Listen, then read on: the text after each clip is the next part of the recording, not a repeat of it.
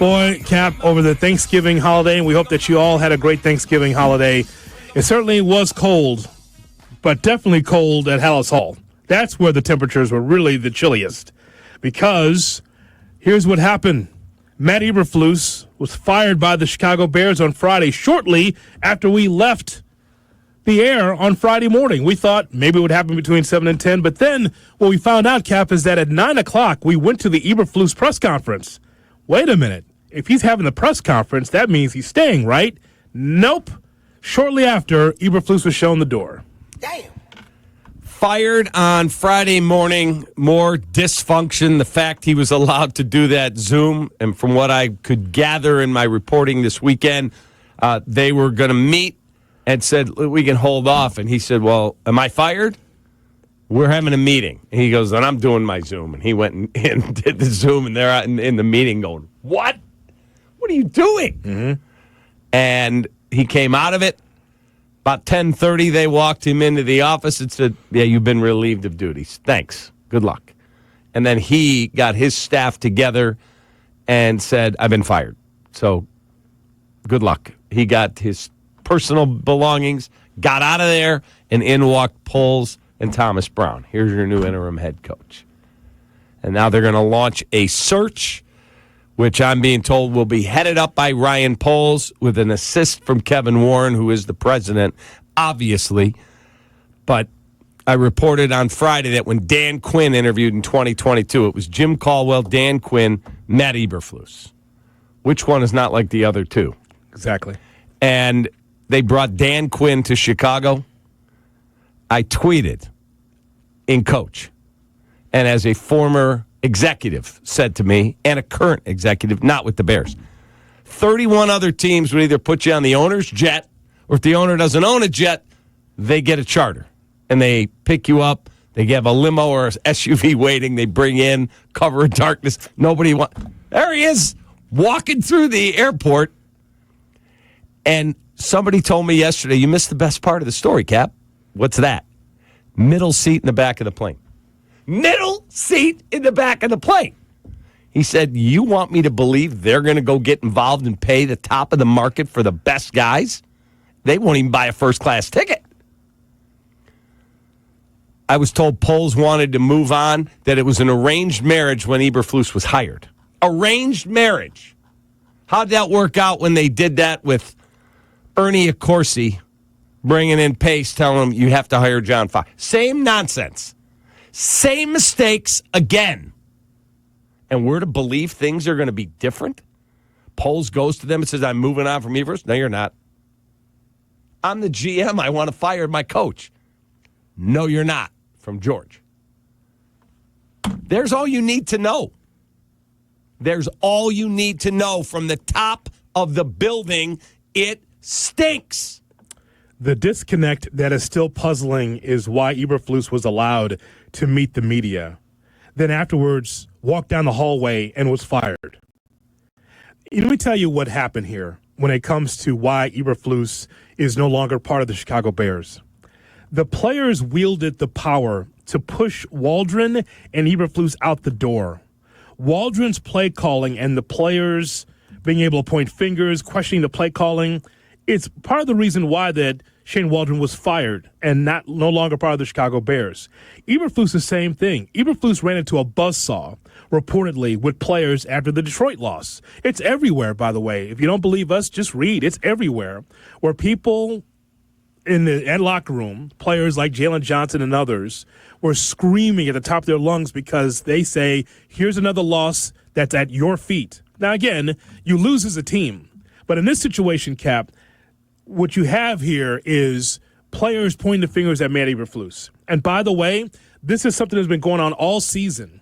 You recall you and I talking about how players had to sit down with Matt Eberflus and Shane Waldron, and the veteran players say, Shane, you got to coach us harder. When you have to have players tell you how to do your job, that's the end right there. People want to have a line of demarcation by saying that the Washington game was the beginning of the end. No, when players have to tell coaches how to do their job, that's tough. In this league, that's tough. Now, Shane Waldron is a veteran offensive coordinator. It just didn't work with Caleb Williams because he had this big playbook and all these big ideas and not really being able to tutor and work with a young rookie quarterback. But when you have Matt Eberflus going in and saying, nope, we broke it down for prayer, right? We broke it down for prayer. Everything's fine. Everything's not fine. Everything's not fine. Kap, we're from Cole Kmet to DJ Moore to other veteran players saying on the record, yeah, I don't like the play calling, or I don't like this, and I don't like that. When you start getting that, now you get that NBA vibe. When players say it on the record, that's all for you as a head coach. And I just want us to be able to make a point here about the Chicago Bears. Think about all the years we've been watching, covering the team. Have you ever had a Bears team this often on the record speaking openly about coaching and criticizing it?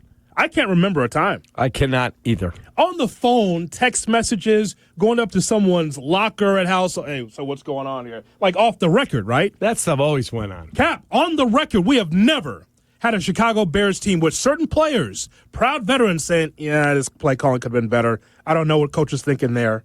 That's when you know it's the end. Over 100 years as a franchise, they've never fired a coach in season. But that's how much of a dumpster fire it is at Halas Hall when you had to fire your coach the day after Thanksgiving because players said so. That's NBA power that's at Halas Hall right now. That's amazing. It's absolutely amazing. Not surprising when you hear the things I heard all weekend about what a train wreck it is. Poles not being allowed to do his job. It's an arranged marriage. You got to take Eberflus.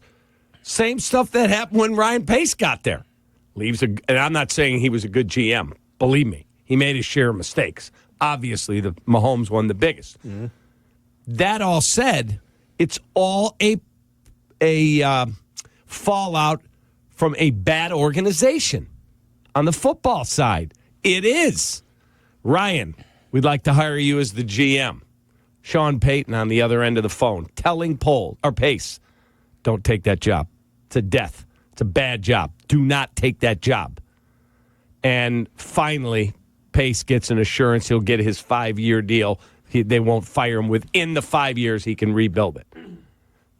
Didn't work? Get out. That's how bad it is that other executives and coaches are telling people that they're close to, don't go work there. It's a death job. Don't go. But you've got to hire, what did Ernie Accorsi tell? You got to hire an older coach, somebody to help you through, John Fox. That's not who I want. I want to hire Dan Quinn. Yeah. Nope. Arranged marriage. We do the same exact nonsense again.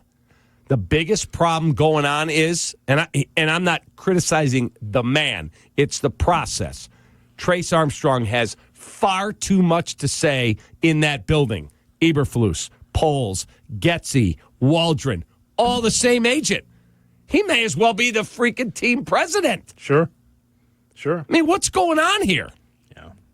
Well, what's going on here is that you are the Chicago Bears, and you have a franchise, and you don't know how to win.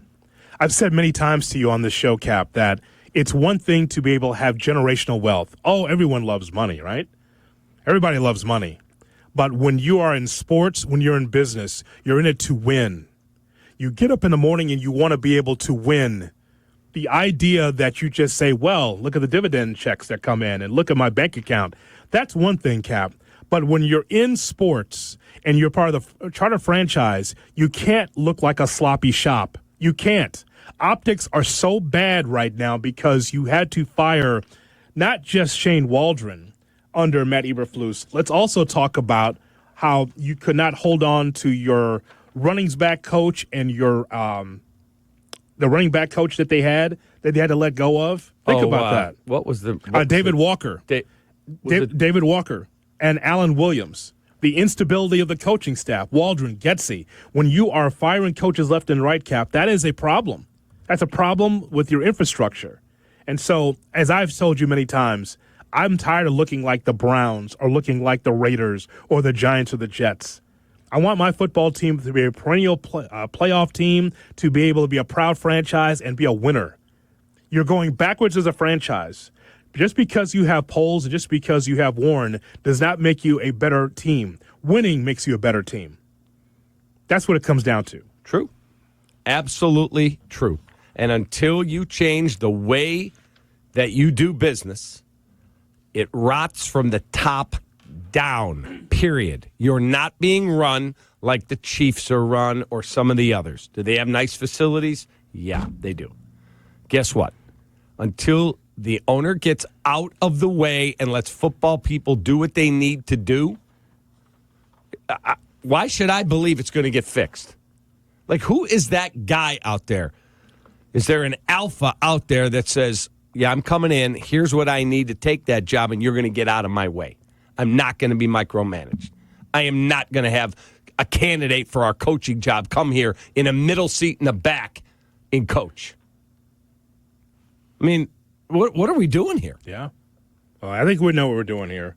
Spinning our wheels. Right. Another year, another cycle. And I don't know who they're going to hire, Cap. I've seen the list, and you heard the list as well of potential candidates to be the next coach for the Chicago Bears. I don't know who's right for this team because whoever the head coach is, he has to be able to push aside management and just say, all right, Kevin, we know that you're the president. All right, Ryan, we know you're the GM. We have to work together, sure, but I've got to have a full autonomy of that locker room. I've got to be able to push these veterans harder. I got to push young players harder. Now, who that is, I have no idea at this point in time. I don't know. Just remember what Damon Woody said on ESPN. If the Bears cannot win in this Caleb Williams era, that the organization is just doomed. Doomed, like the end. Like they'll never win. That's a tough statement to make. It is. Especially for us as Bears fans, for him to say, but, I mean, it's one opinion, but it might be the right opinion. If you can't win with Caleb Williams and this iteration of the Chicago Bears, when will you be able to win? We have generations of fans listening to our show every morning that have no idea what it's like when the Bears are good. Correct. When the Bears are at the top. I told that story living on the South Side where the streets were empty. There were no cars in the street, Cap, when the Bears are playing in 85, that whole time, because everyone is watching. Everyone's captivated for the Chicago Bears. Kevin Warren, if you're listening, or the Chicago Bears, if you're listening, you just don't know what it's like when the Chicago Bears are like the best, and they're the best team in Chicago, and everyone is under the tent where the whole city is captivated with Chicago Bears football. The Cubs won a World Series. The White Sox won a World Series. We've seen the Blackhawks win Stanley Cups. But there's nothing like the Chicago Bears, how they captivate the city when they're good. And we've seen it so few and far in between, Cap. It's so sad. It's so sad. It's we've seen championships, but it's nothing like when the Bears are on top. And there's people that have helicoptered in and had a job here for 2 or 3 years to get fired, 4 or 5 years to get fired, but they'll never understand what we all saw when the Bears were on the top. Yes. It's amazing. Since they let go of Ditka, they have never hired an alpha, a guy who says it's going to be this way. You don't have any say. This is how we're going to do business. Like you have to beg, borrow, and steal.